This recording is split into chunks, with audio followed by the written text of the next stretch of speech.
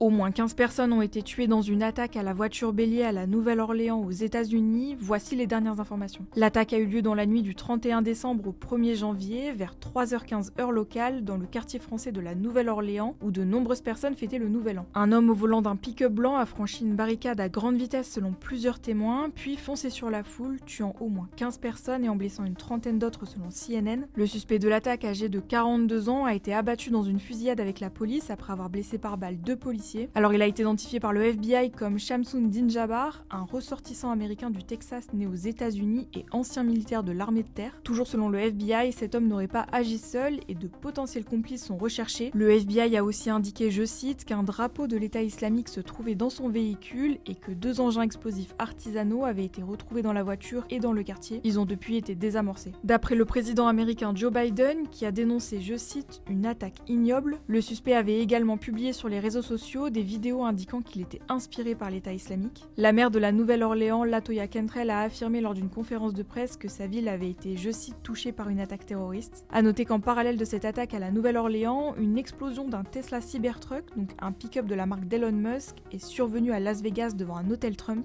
provoquant la mort d'une personne et en blessant 7 autres légèrement. Les autorités américaines cherchent actuellement à savoir si les 2 attaques sont liées.